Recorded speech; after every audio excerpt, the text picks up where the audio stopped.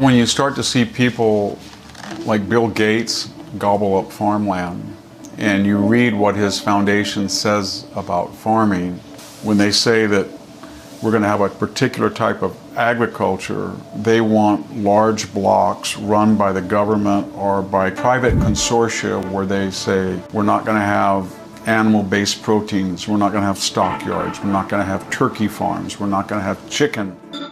The academic mind always has the answers, but never in the real world. And they do a lot of damage. Everywhere you look, small and medium-sized farms being gobbled up by these corporate mega farms because they can't keep up anymore. They can't comply with these endless streams of regulations that are coming down. We're seeing that in China now, where these giant mechanized corporate, big government-controlled mega farms are displacing all these little small family farms that families have been farming for hundreds of years, in some cases longer. They're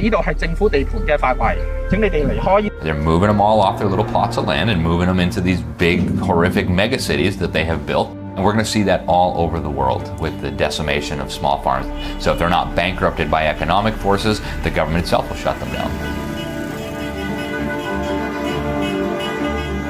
Everything is falling apart.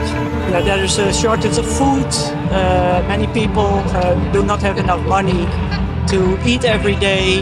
Everybody's out here today because they understand that when our government actually expropriates our farmers, we're all next. Not just Holland is now facing these types of regulations, but you can see the attack on farmers all over the world. It's an agenda that is carried out on a global level, that is being pushed through government officials in respective countries. This is precisely how the globalists have managed to take over national parliaments and national governments. 20 countries equal 80% of all the emissions. You solve the problem to start with by making sure all of those 20 countries are doing what they need to do. We have to pull them to the table and leverage further. So how do we get there? Well, the lesson I've learned in the last year is money, money, money, money, money, money, money. They're following a script where they are thinking already from the perspective of a global, bureaucratic, quasi-totalitarian system of governing, system of rules. This is an agenda, and all these countries are implementing the same policies. So they've targeted the farmers because that's the agenda. Right now, things have tripled as far as costs for my own farming operation and for many farmers across the country. And I think you're going to see across the board higher food prices. Food prices are already up dramatically this year, last year a little bit too, and we might see more empty shelves in America. Even the president is promising food shortages in his conversations, so there's no need for this to be happening. The people are the ones that are going to be hurt. Not just farmers, trying to make a living. It's going to be the food supply of this country, which is a staple of our security, of our nation, being able to grow the grain and the crops that we do, that not only supplies us, but our allies and other trading partners around the world.